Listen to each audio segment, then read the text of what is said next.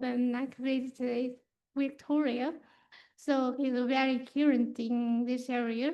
So please join me in welcoming Ryan for his presentation. Thank you very much. Hear me okay? Great. Thank you for that beautiful introduction. That was very kind. My name is Ryan Smith. I'm from Australia. I'm the founder of the Access Agency, and today's piece of work that we're going to be talking about is more based around communication and marketing, maybe than it is around technology, although there is certainly an element of technology involved in it. I have arthritis in my knees. That's why I'm in a wheelchair. I've had arthritis for about 20 years, and it was a slowly sort of degenerative thing. So I'm also a qualified access consultant. So I spent a year to get my qualifications. And so I work specifically in tourism. That's all I do. And that's my full-time job. And I feel very, very blessed to be able to do that. My day-to-day job involves removing barriers that I see and that people in my community see. So first of all, I would like to acknowledge the First Nations people of the lands on which I work. So the Aboriginal and First Nations Indigenous people of Victoria. They are the Wurundjeri Woiwurrung people. And I also want to take a minute to acknowledge the disability leaders that have come before me and us, I think, at this event where disability rights have been very, very hard fought. And I just want to acknowledge that effort that's been done in the past. We always stand on the shoulders of giants. So there we are. The work that was done today, which I'll be presenting, was produced by the Visitor Inclusion Group, which is a collaboration between myself and Melissa James. So we collaborate on larger projects, and this was a larger project, and it was undertaken in the north of Australia in Queensland. Just a little bit more about me. I've got I represent the Australian Regional Tourism as an ambassador. I have a degree in design, and I'm also a judge in tourism awards this year. I've always loved travel. That's part of my DNA. I was last year in Machu Picchu in South America, and very much as a consumer, I am very cognizant to how I feel about when I'm in these places.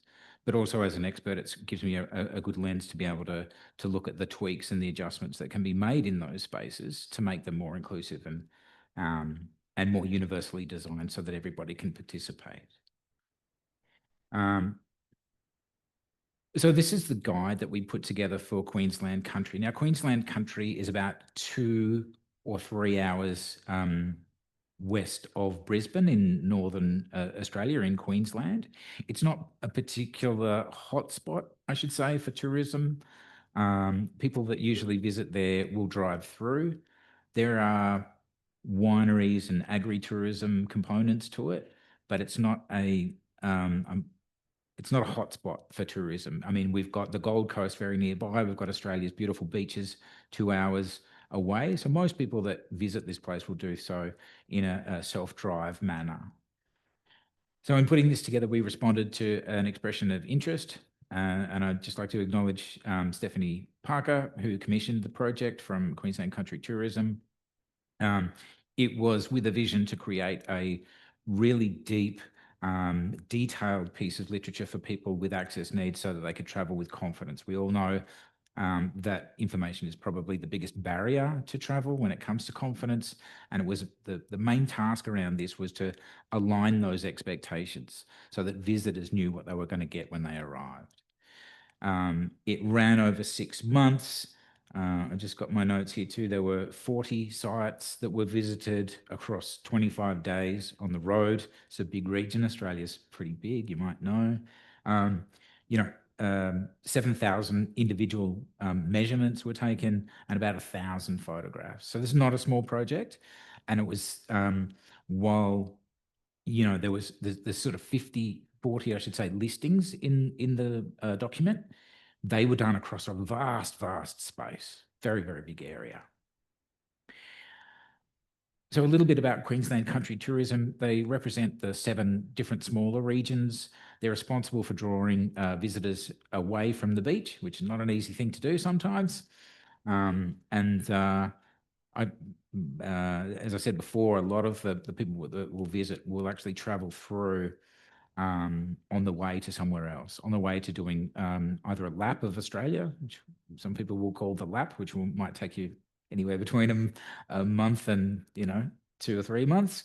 But also, much like my mum, who's 75, she goes through the places that were in this document just by pure coincidence on her way north. Because when it gets cold in the south, she goes north and gets away from the cold, and then proceeds to send me photographs of beaches and red dirt and blue sky while I'm sitting in Melbourne and it's cloudy and raining and 4 degrees. Thanks, Mum. A lot of this work was done too in the lead up to the 2032 Olympics. So there was the Year of Accessible Tourism was announced in the state of Queensland in the lead up, in the anticipation of building a lot of infrastructure and a lot of tourism enhancements across that time. So they were giving themselves a bit of space, a bit of time to actually prepare that work so that when Olympians and para athletes and regular athletes traveled from overseas, they had an inclusive and a universally designed experiences when they traveled to the region. So a lot of this is doubled up, but there you go. This is how it sort of came about. And I think one of the things that I did want to talk about was when these site visits were done, they offered an opportunity for individuals and operators, big and small, to be part of a walk and talk review. So when the site visits were done, Melissa, who undertook them, walked around the operator's business. And we need to remember, in Australia, most tourism businesses are, 2, 3 people businesses. They are not massive operations. And so in a lot of cases, it was the first time that these people had a chance to look at their business through the lens of accessibility. And we had some typical sort of responses. One of the ones that I often get is, I've worked here 20 years and I've never noticed that step before. And now you're here. It's the only thing I can see because it's a barrier. So it was a real opportunity when we were gathering all of these data points to do that walk and talk and do a really informal educational awareness piece as well. So it was sort of a dual value, I suppose, for the operators. So there were 64 criteria by which each place, I should say, was measured upon. These criteria were built from the Australian standards on accessibility in the built environments. That's for those of you standards and technical people. That's AS 1428.1 and AS 1428.2. And we also use the ISO around accessible tourism as well as a bit of a benchmark. And we also included some things in there around best practice and universal design, which weren't covered strictly in those standards. It was 2 phases. We had professional photography done as well. And we were lucky enough to be working with a brand new brand. So there was a real flavor in the document that was really sort of brought it to life. They'd put a lot of energy into rebranding the area and the destination. And one of their tagline is, everybody needs a bit of country. And they were sort of leaning into the idea that out there's nothing for miles. It's really quiet. The air is clear. And it's a really good way to get away from the city. So everybody needs a bit of country. And it also leans into that flavor around a bit of the outback kind of, horse riding, kind of cattle and sheep, dusty areas, and leaning into that sort of character of Australia, which I think was really smart marketing as well.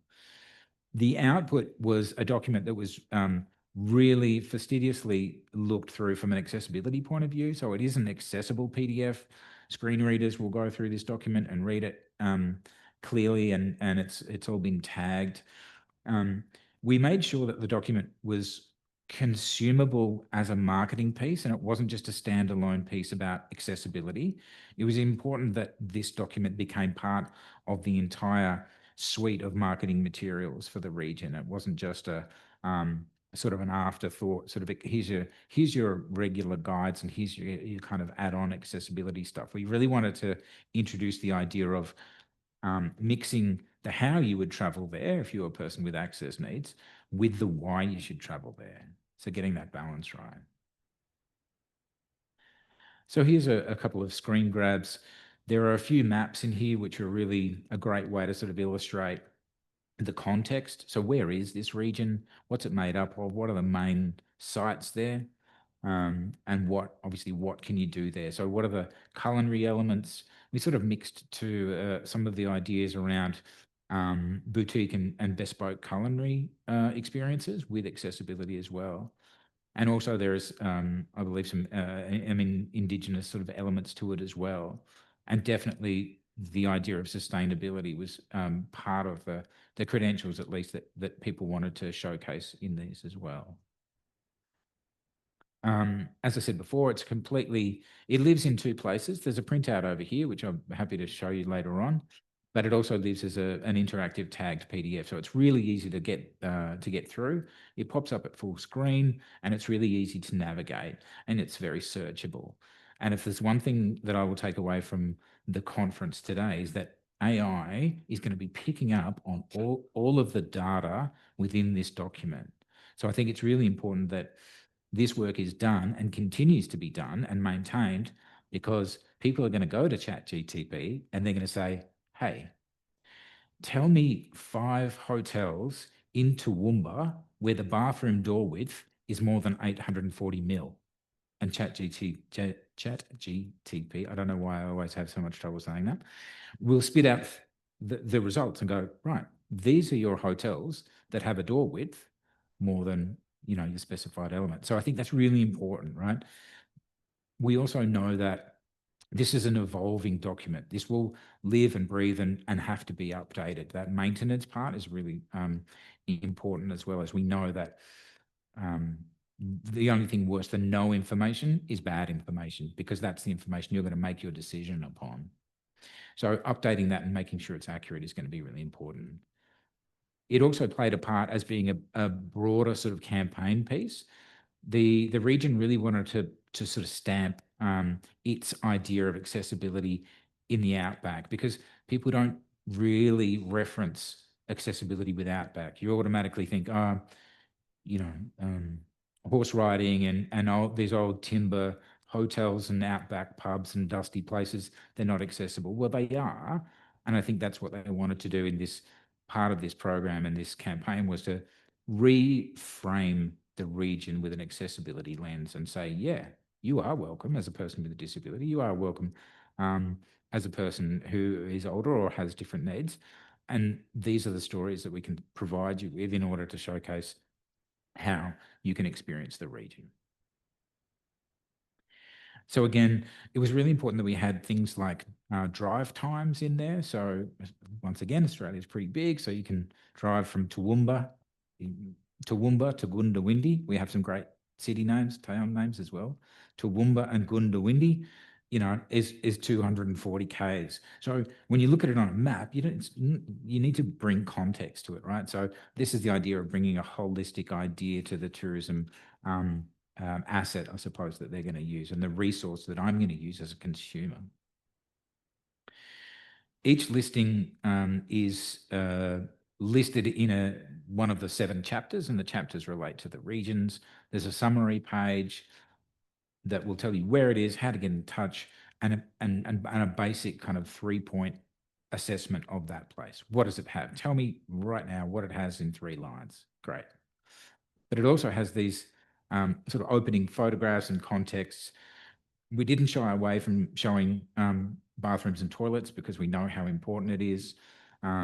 It's absolutely crucial that we sort of illustrate those things as well as measure them. Again, this is an old Cobb & Co museum with the old sort of horse-drawn carriages and drawing on all of that Australian history and craftsmanship around how these things are built. But it also shows you the accessibility as well. Again, the why with the how. So when we spent a lot of time looking at how we format this. How do we actually put it together in a way where you can get data across in a really simplified way, that it also makes sense from a linguistic point of view. So there was a question, an answer, and details. That was the format that we settled upon. So is the entry door a good width? So we used fairly fluffy words to start with, like a good width. We didn't say, is the door width, compliant with AS 1428.1? We said, is it a good door width? Now that's pretty, it's a pretty wide sort of idea, but then we started to get into the details. Yes, there is good door width, and this is what it means. So a door width, 847 wide. I know that I can get through an 847 wide door width quite comfortably. And we did the same thing for other sort of elements around different disabilities, not just physical disabilities as well. That format became really useful. Question, answer, and detail. And we had yes and no and partial had that conditional element to it as well afterwards that explained why and how it got a partial sort of review. So it is a really quick scannable page. And I know the way I travel, I'm like, right, I know what I need, right? I can transfer quite easily. I can self-transfer. I don't mind if the bed height is not to Australian standards or recommendations around the UN, the ISO. I can actually use that. So when I scan through this, what I need is a wet room or a bathroom that I can roll into. So the door of the bathroom is more important than the height of the bed. Every person with a disability is going to know their disability with so much detail that they're going to be able to scan this for exactly their requirements. So the format sort of lended itself to this kind of scannable document. There's also a lot of information around transport. So again, we were saying that a lot of people get to these regions through self-drive. There's also an entire network of regional airports, which Australia is trying to elevate. And every tourism conference I go to, there's a lot of talk about trying to enable and re-energize those regional networks. So we covered three main airports, one sort of big one, the Brisbane Airport, and the two fairly regional ones. We also looked at parking, covering some of the basics around EV charging and dump points. Dump points, if you don't know, are where you'll take your motorhome to cycle out the water, right? How do you get around by train and bus? And we also spent some time and listed the I don't have a picture here, but we listed the accessible toilets and parks as well. So it was really crucial that we didn't just take private operators and individual operators who sort of were part of that tourism community who responded to the EOI, but we also covered things like public parks as well. So we all know that people don't really don't only stay in paid properties while they travel. So that public parks are really important as well. So there's a quick scan of a range of pages that were put together. I'm really proud of the work. I think it's a really good first step for the region. I think the region is quite ambitious. They probably could have got away with just saying, we're not really going to bother because there is a lot of farmland. There's not a huge amount of tourism happening there, but they're a real gold mine. There's a lot of operators that are really conducive to the idea that inclusive and accessible tourism is and can be a real differentiator.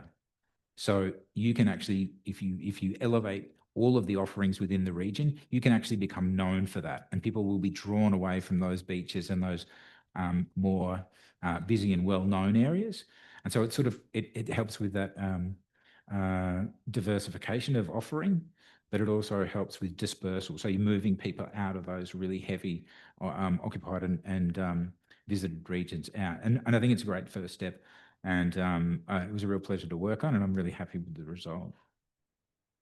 And the customer was too. Stephanie Parker from Queensland Country Tourism was really happy with the work. We all know that it's the first step. It's not going to sort of sit on the shelf now. It will have to evolve and it will have to grow, but we're really happy with the way it came out. Thank you.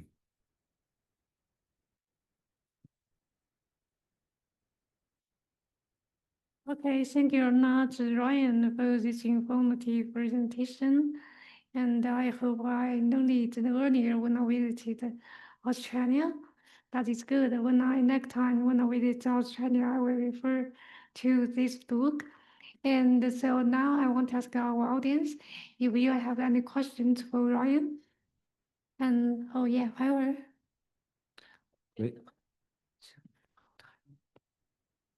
Yeah, honestly, any questions at all? And if you want to take a look at the printed version, there's one over there. I can absolutely provide a link to the PDF as well. Thank you. It's Ivor again, Ivor Ambrose again from ENET.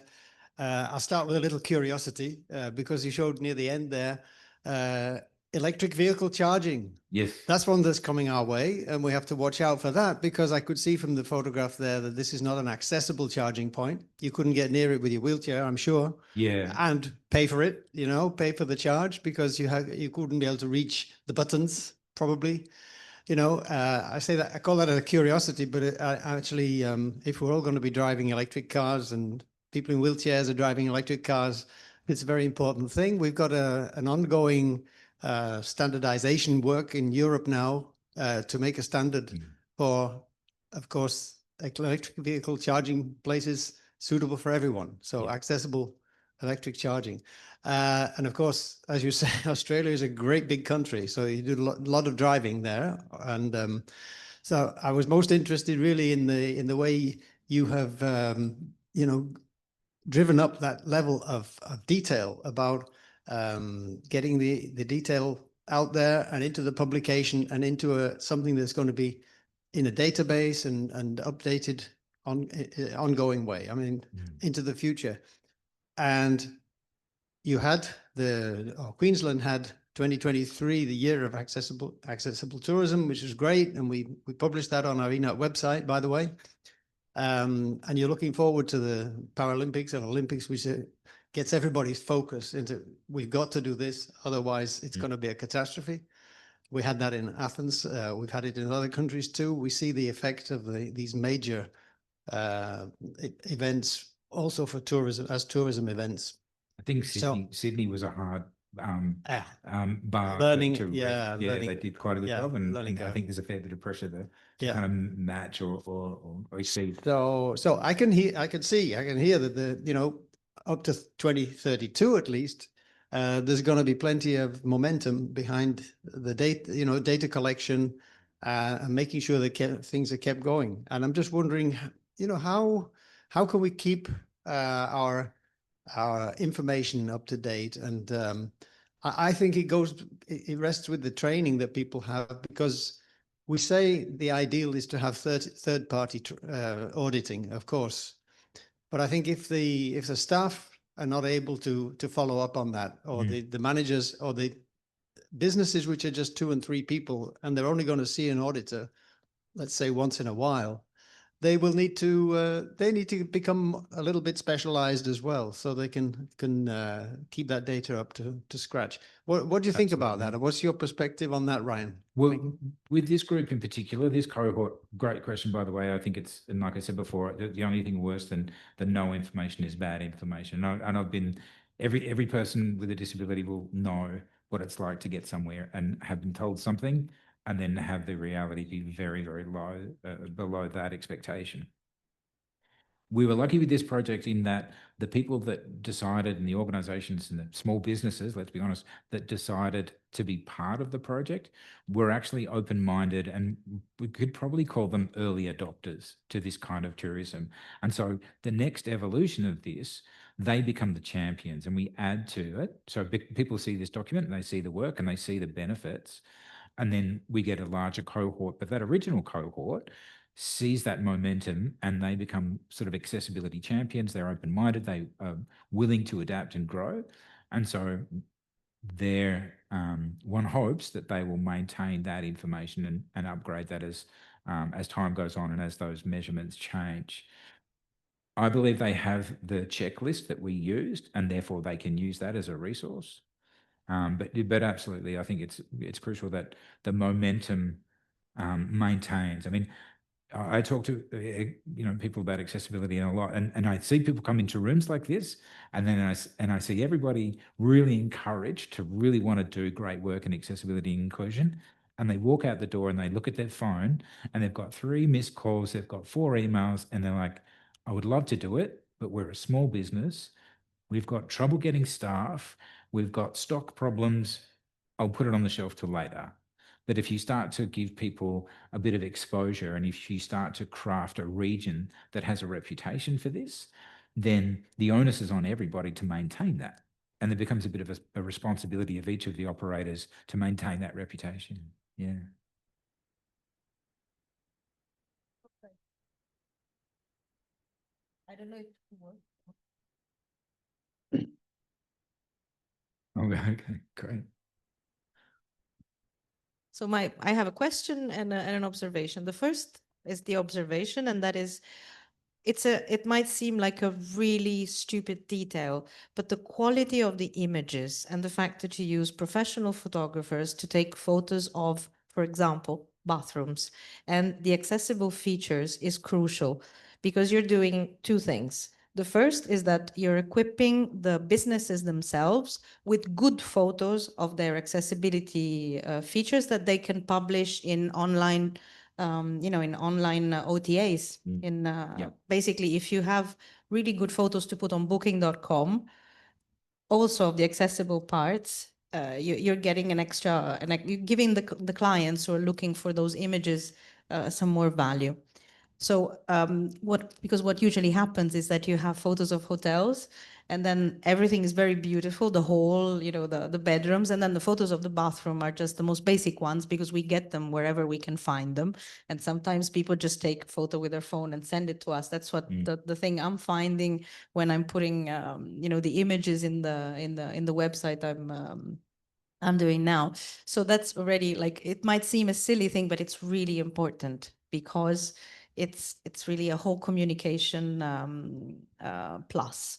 My other question is, because it's small businesses and they're making an effort and they're going to be the champions, and this is great. So you've convinced the first, let's say, circle of stakeholders to be part of the project, and they become the partners of the project, and they promote it. To convince the others, are you thinking of measuring the impact of this operation? And if yes, how would you say would be the best way to measure the impact? Because that's what everybody's struggling with, because when people are making an investment in accessibility, but maybe they're not promoting it enough, so they don't see the return on investment. What would be your take on how to convince businesses that are taking part in this operation to calculate the impact that they're making, that they're getting in terms of return on investment? And I think one of the things too we've noticed throughout all of the sessions is the missing part of data. Like the ROA, the return on accessibility, just is not there. And we see this globally. There's a few examples in the UK of a particular pub, if I remember, that's had millions of dollars put into it, that looks at rates of use of bed rates. Can't remember the acronym. It has a particular acronym. And so that is one of the only ones that I can actually see, but it's very, very hard to do that. I think we would have done that by now had we have found an easy way. And one of the things I encourage with these operators, but also all operators, is in your booking form, have a tick box or a question that says, is there any, you have to be very delicate with the statement as well. You can't say, do you have a disability? Because that's maybe a little bit forward. You can say, is there any way that we can help you, and do you have an access need? I like to use the word access need as opposed to disability, in the same way that you might sort of say, do you have any allergens that we can help you with? Do you have any access needs that we can help you with? Does anybody have any medical accommodations that we can help with? And in some ways that goes some way into measuring, first of all, into assigning that person with an accessible room, should they want it, but it also goes some way in quantifying that visitor type.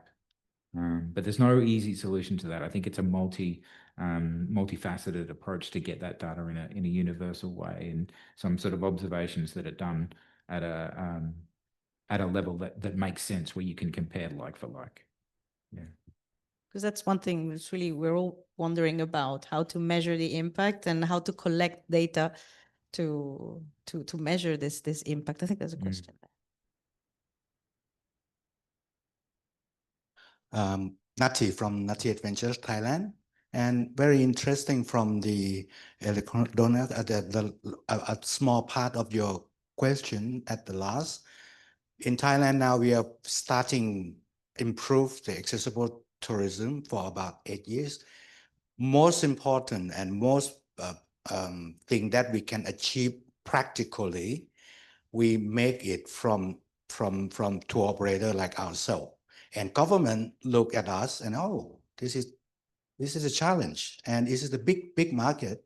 Now they support us on our through the research project over 4 years, which is we here because of we working with them a lot, and we have many academic university or many professor working with the tour operator like ourselves. Is it like practical from a blending or achieving from the textbook to the practical way? And we, as a tour operator and travel agents, we bring that to the market and shout it out. This is, I think, and by the research system, we have to collect all the numbers every single year to report to the government agency, and they can see the growth rate. So now they can think, this is another way. This, for example. Thank you for giving me some sharing. Thank you. Thanks, Nati. Thank you very much, Nati, for sharing your experience. Actually, in China, we also had similar practice. We partner with academic to conduct research so that the different stakeholders can contribute their part to this agenda. Okay, thank you very much for the questions.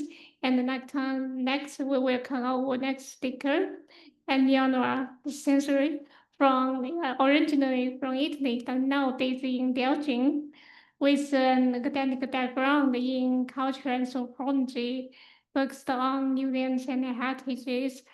Annie began her career with the Italian Association for Museum Anthropology, working to make the content of museum more accessible to everyone.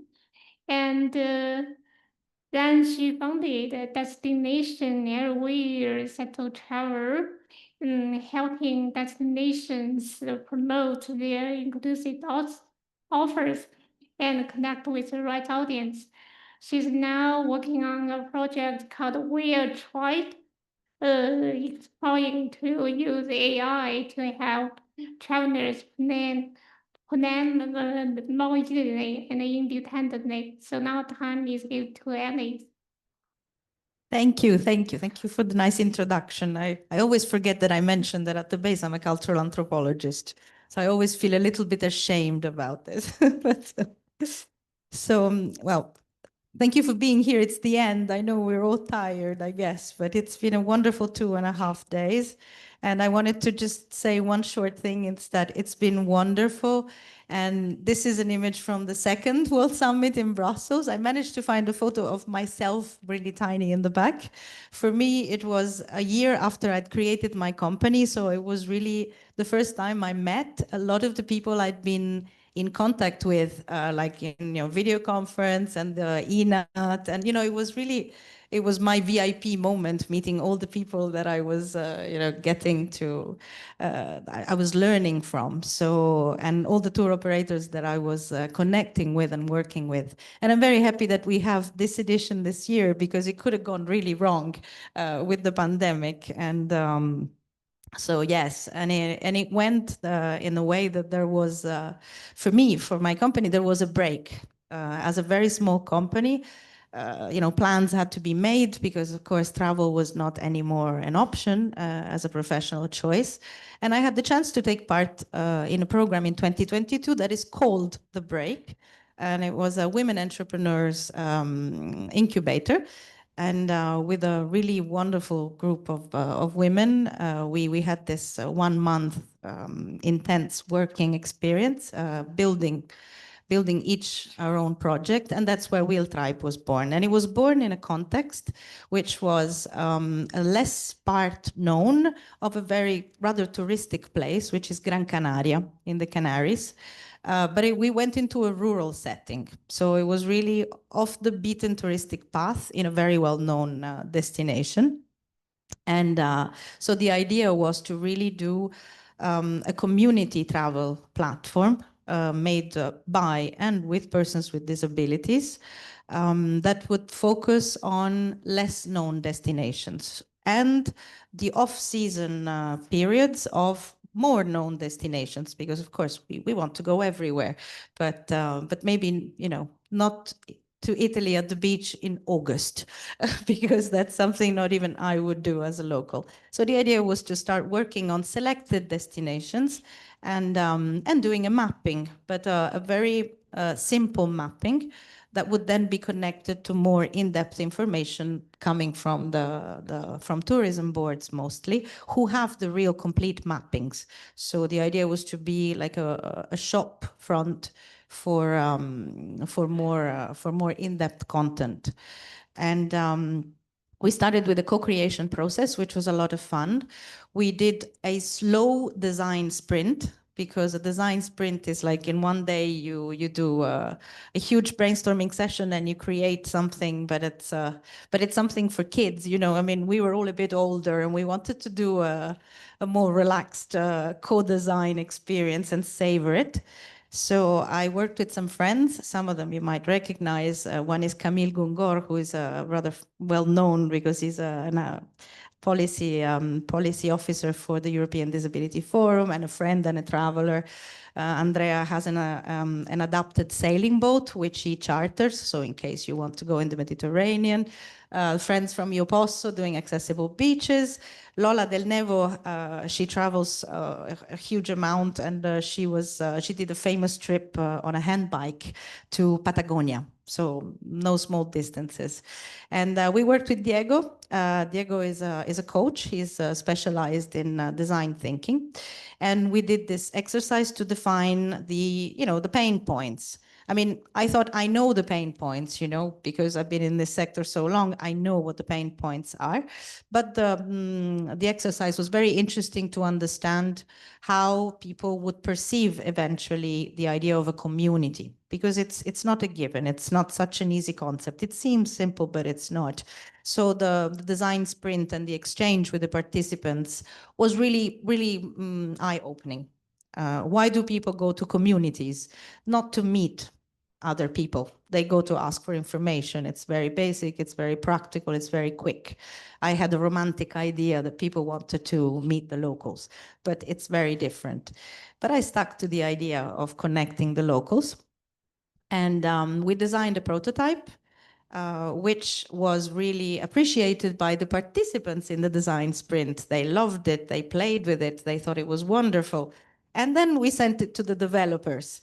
And that's where technology and humans become complicated.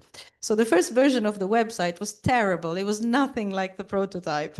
The second version, a little bit better, still not the thing. And that's when we said, okay, let's try with AI.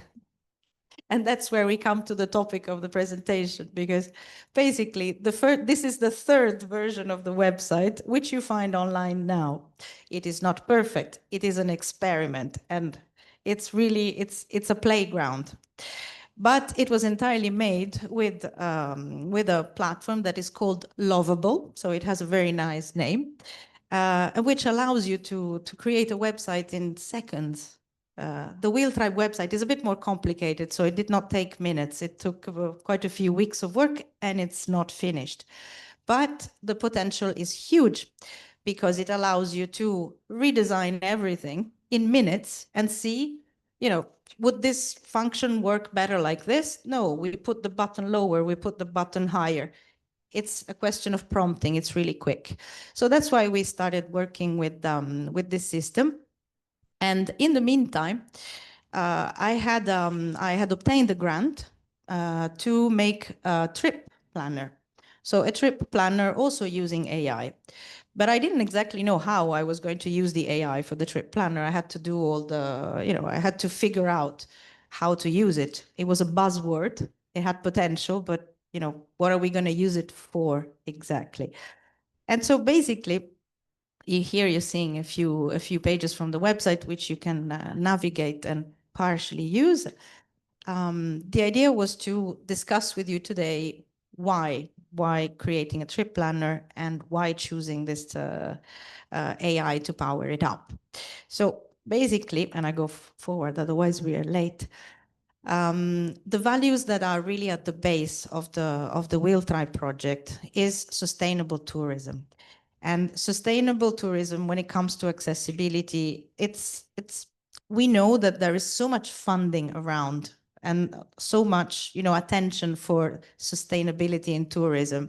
And then we say, yeah, but what about accessibility? Why don't we get the same amount of attention and funding? So the fact is that the two concepts are not antithetic at all, because we also work on concrete objectives with accessible tourism, and we can connect it in a very easy and spontaneous way. It's not forcing it.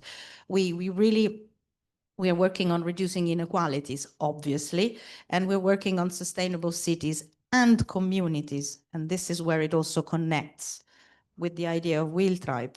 And we're promoting good health and well-being because we want people to travel. Travel makes you happier, healthier, more empowered, and it's something that that is already there. It's already in the Sustainable Development Goals. And then the partnerships.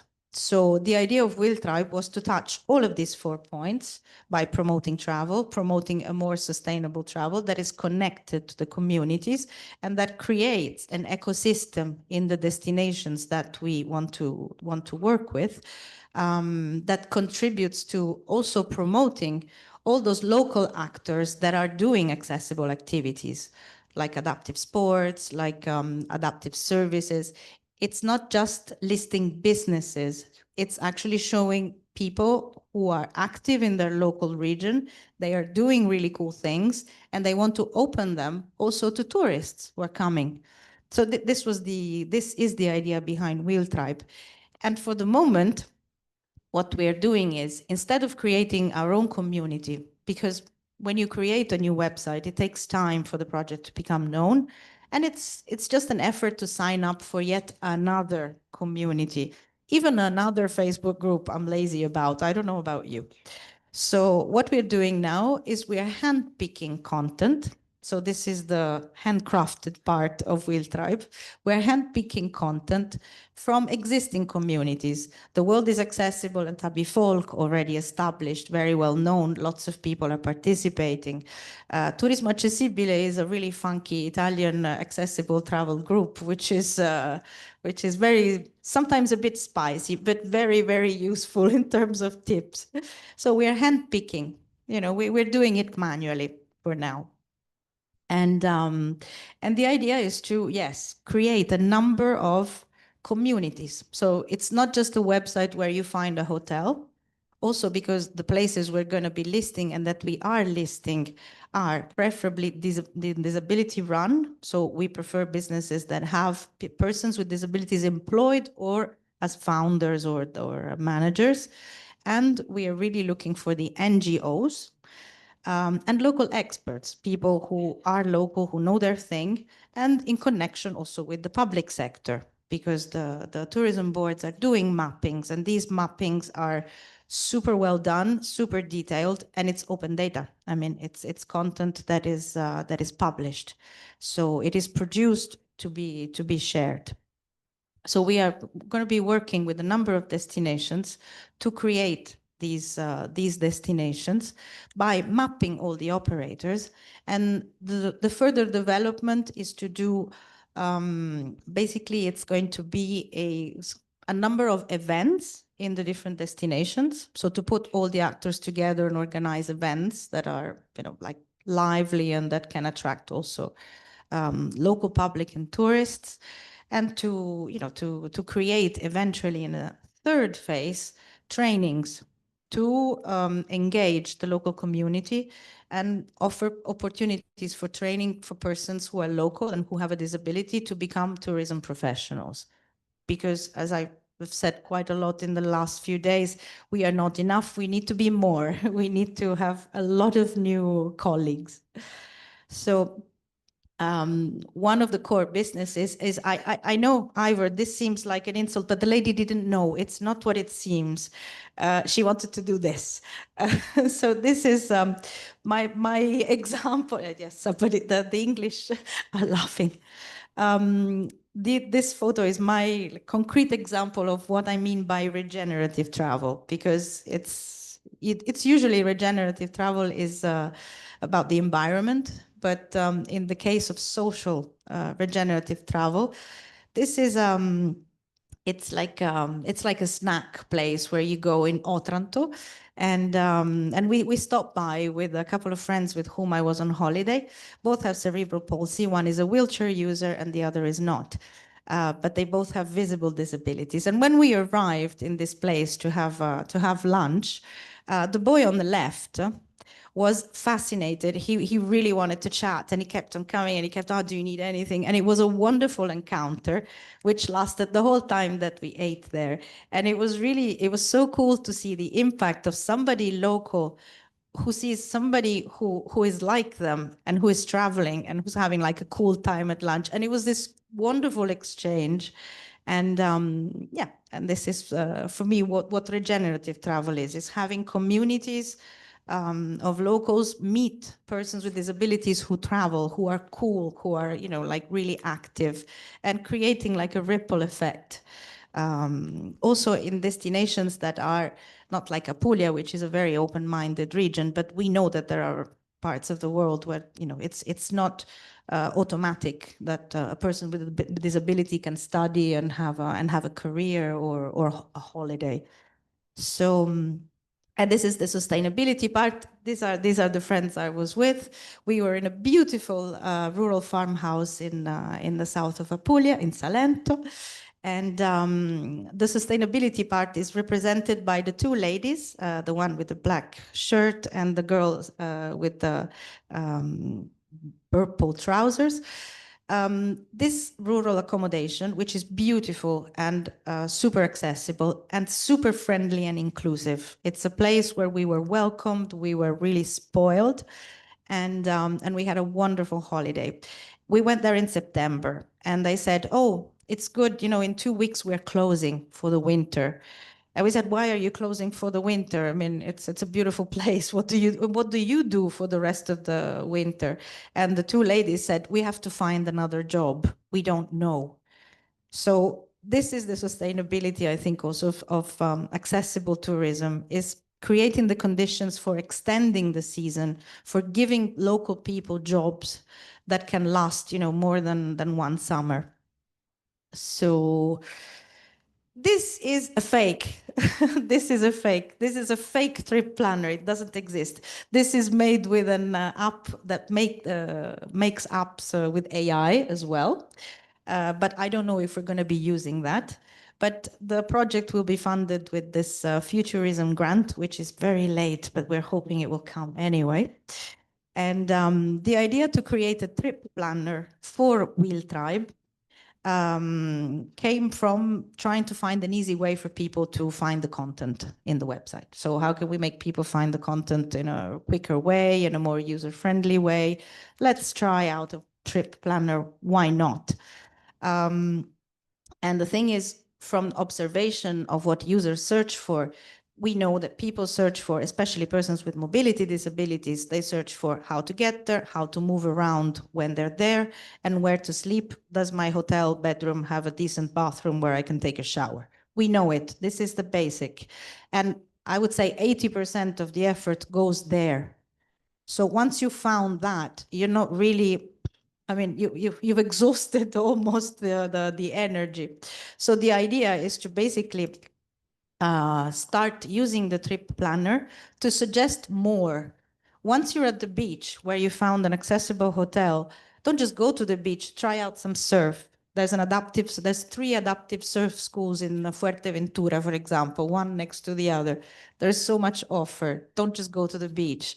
Try out skiing. Why not? I mean, you know, this is really the idea. And to discover new destinations. As I said before, this is one example is from Romania with the tactile exploration for beautiful exhibition organized by Accessible Romania. The Isola della Cona is Friuli Venezia Giulia, beautiful parks and beautiful bird watching opportunities with accessible paths and observatories. The hot air balloon is in Catalonia. Everybody goes to Barcelona. Go out of Barcelona for one day, extend the holiday, go out of an over-tourism destination to do something extra. And that's Bruges. Of course, everybody goes to Bruges. There's always tourists. But people might think, I'm not going to go there because of the cobblestone. Bruges has implemented a system of, I think they're called comfort paths, which is an easier cobblestone to navigate. But if you don't know that, you know, you're going to have a nightmare experience. So the idea is to really use AI to understand the user's needs and to suggest more. Once you've figured out the basics, then you can get a lot of new ideas, and it can be based on many parameters. That's what we're going to be working on in the next months. Also promoting inclusive businesses. We love a good pizza. In Italy, we have the Pizza Out, which is managed and employing persons with autism. And that's the president of our republic. In America, you have Mozzeria, which is, okay, it's an American pizza, but all the stuff is deaf. So you have, you know, you order in sign language. So we really want to push on that. Affordable options. It looks super luxury. It's not. It's less than 150 euros a night. Fuerteventura, you find it on the website. Oh, by the way, I don't take any commissions. WheelTribe is purely no profit. It's free for everybody, so I can advertise all my favorite places. And yeah. Okay, and this you heard it this morning too. I said, okay, I'm on the right path. AI. When you build something with AI, of course, we heard it 20,000 times today. I'm not going to repeat it. AI is only as good as what you put in it. So we need to do better communication, put better information, share our databases of complete content, because otherwise that's what you get. And ChatGPT has improved. At the beginning, it was super ableist. I was like, oh my God, this is really indecent. But that's what you get. That's really what you get. So what we're going to do is like really try to build the trip planner on a limited amount of data for now, but we want to acquire more data sets. So my great wish is that I can work with destinations to acquire their data, to experiment on it and see if we can manage to get some good results out of it and some good suggestions. We will work on designing a user interface that is easy to use, that is really super easy to use. And we would love to have your feedback. So if you want to follow the project, you can do it you can find me on LinkedIn. I will give you my card. I will give you my phone number. Please, please do. And yes, I think the QR code works, or maybe not. And this presentation was made by me, not by AI. Thank you very much to all of you for the patience. Thank you very much for the fascinating presentation, and I'm especially impressed by the beautiful pictures, especially those with a woman.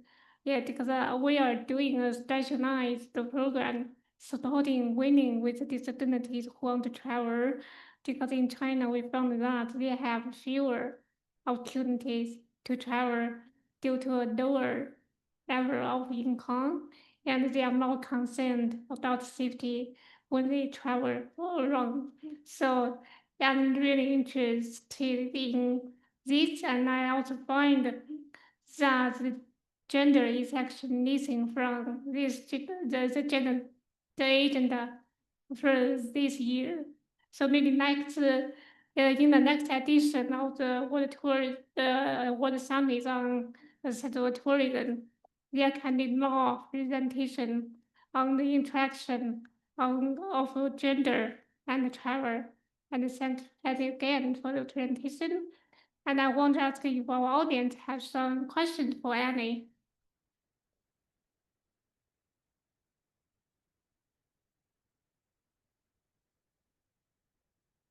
No questions?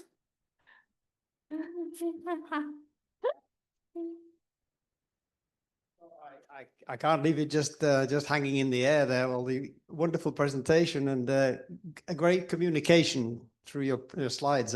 For those who can see, we've had a very lively and inspiring presentation. Thank you, Eleonora.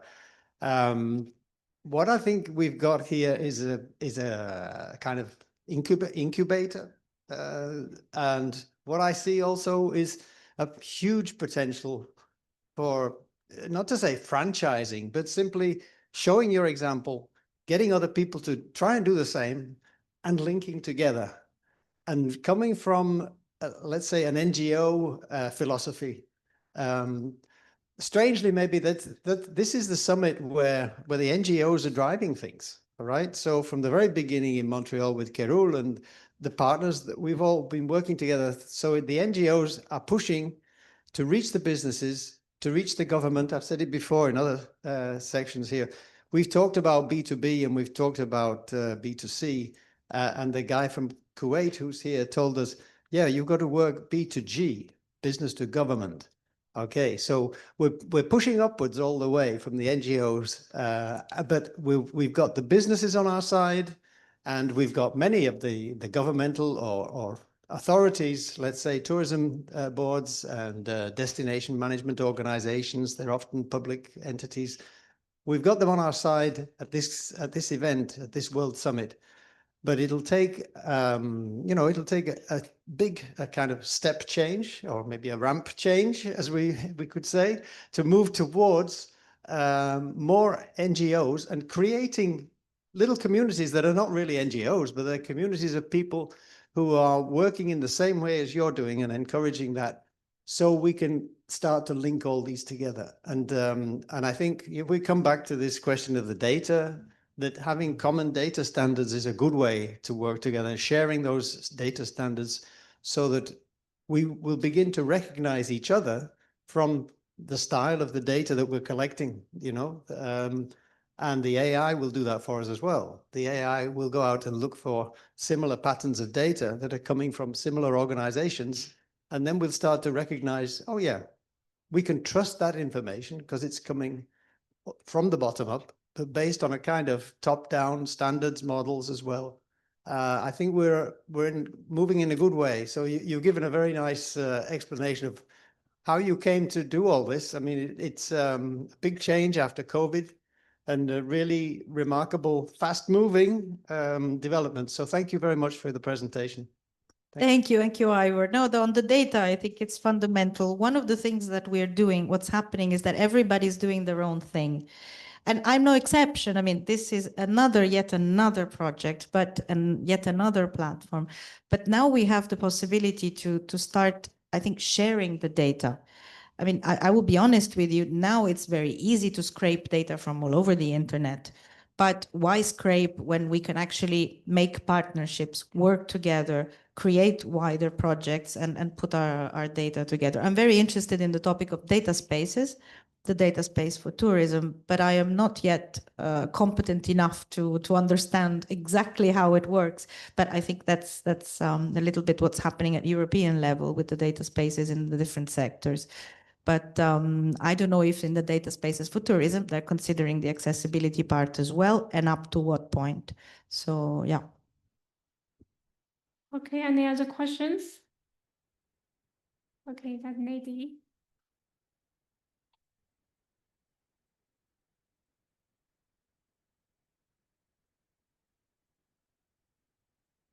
Hi, hello, I'm Silvia.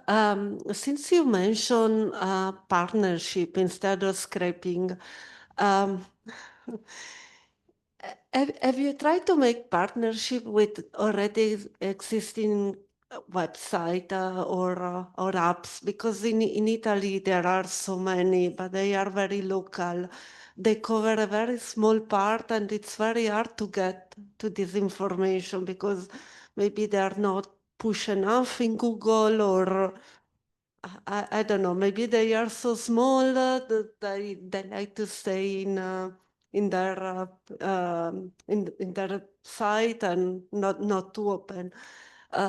Because I think this is a pity. I mean, Italy is such a touristic place, but it's so hard to get the information, not even through artificial intelligence. So my question is how do you partnership with these small reality, small startups, or have you thought about this, or this is something still to explore? Sylvia, right? Sylvia. Sylvia, I haven't started yet. so I hope to be able to answer in a few months, but yeah, the apps is another story. I'm just focusing on mappings like from tourism boards, because I know the quality of this type of work, so I know that it's reliable. And but yeah, no, I agree with you. Everything is very fragmented, and it's a pity, but I think we'll get there at one point without scraping them. But I have a question if we have time Yeah, for Sweden. yeah. Because I'm very curious about the situation in China, because we don't often get the occasion to meet someone who's focusing on accessible tourism. And you were telling me you have some interesting activities on museum accessibility. Yeah, So that's music. That project we partnered with UNESCO last year. That actually developed that year, like in 2023, we partnered with a very big Chinese company. That is a Chinese version of Quora. That's a Q&A. You know that Q&A platform. You raise questions and you answer questions. It's the internet company Quora. Yeah, we had a Chinese version. Yeah. So they commissioned us to create access guides for museums, and we create access guides for 31 museums across 12 cities in China, and we shared it with the community that we accept needs, and then we partner with UNESCO in a call for good practice to select innovative cases in innovation and accessibility among museums in China. And in that project, we are very proud of because we engage the disability community in that project, because we knew that nothing about that without the disability community should participate in the affairs related to us. So in that project, like we engage 8 experts with disabilities, and and they act as a jury to select the best cases to be shown in the UNESCO publication. And we also hire 4 editors with disabilities when we edited that not bilingual publication. So now the publication was released in August this year, and everyone can access it from UNESCO's online library. I think with the tags of China museums and accessibility or something like that. So everyone can access it. And that is our major project with the museum. And now it's also recognized by ICON, International Committee of the Museums. So we are going to present this project next month in Dubai. Yes, with ICON. Yeah, in Dubai. Yeah, because we want to have more people say the disability community, because the community is often invisible. So we want to have more people know about our community, and we take every chance to show it. Yes, and so, and that what we are really proud of it is that people with disabilities are included and actively engaged in this project, and they get paid. Yes. Thank you, Annie, for raising this question. So I was super curious because And I'm looking forward. It's only in Chinese. Wait, I missed the part on the language of the. Is it only? It's bilingual. Oh. It's bilingual. Ah, okay, because- great. So I can read it. Yeah, Okay. because it's UNESCO's project, so it should be bilingual. Yeah, yes, and everyone can access it via the online library. Yeah. Okay, thank you very much for the question, and the time is running out, so maybe we can finish this session. And let the other two and take pictures of our speakers. We keep on stage and oh.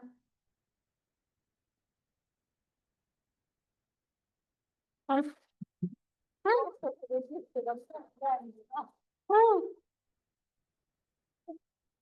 Okay. Did we get a group photo? Oh, Yeah, we did get but I group want we were photo. the biggest panel. I think the most free because being the last we got Ah. really chilly. Oh, I want to. What do we take? Scott?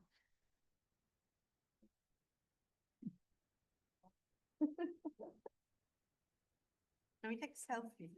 Who's the best? at No, it's- selfies? Are you good at Somebody selfies? can take a photo for us. See, there's a photo in the hall. You mind?